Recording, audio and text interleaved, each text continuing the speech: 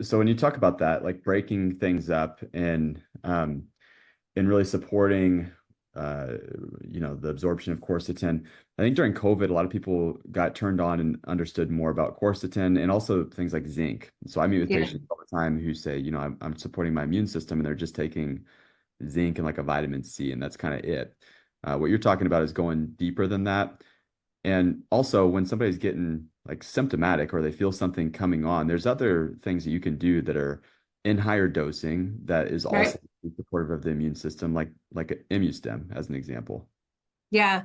Imu-Stim is a great product. The way that somebody explained that product to me once, which always stuck with me, is it's like a natural Z pack is kind of how you take it, or even like a natural Tamiflu.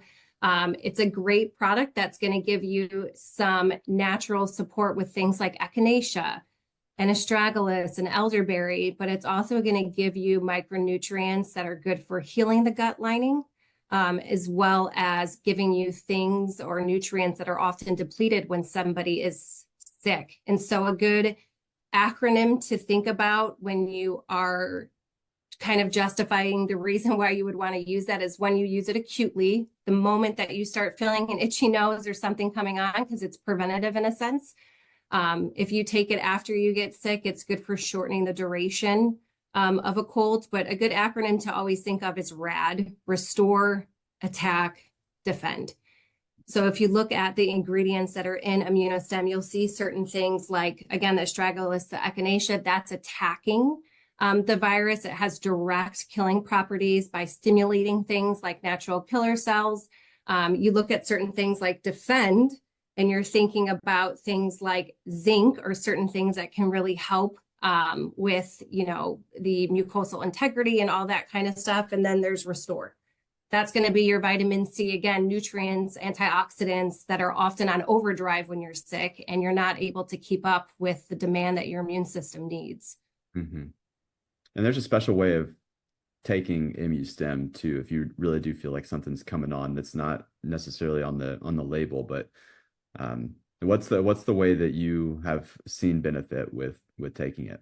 Yeah, so you can use it two ways. Predominantly, people will use it at really high doses for a short period of time. So you can either use a capsule every hour for 12 hours, or you can do two capsules every other hour for 12 hours. And then the idea is for the next couple of days after that, you would just take one or two as needed. Imu-Stim is a stimulatory agent, which you want to do short term, but it's not necessarily something that you want to do for an extended period of time. It's super effective when you use things like Imu-Stim at high doses. And then the idea is you can kind of taper off of that and take other products that maybe would be more long-term products to stay on. Hmm. And so I had a patient, you mentioned natural Z pack, and I had a Yeah. patient, I said that to him, hey, this is kind of like a natural Z pack. And I was so proud. He's been a patient for like 10 years. And he said, what's a Z pack? I said, well, it's kind Uh, of also like a natural like Tamiflu. And yeah. I said, I don't know what that is. I was so proud. I'm like, all right, you've really stepped away from the The tradition. pharmacy. Yeah. That's like unheard of that somebody doesn't know what that is. I know. I was very proud.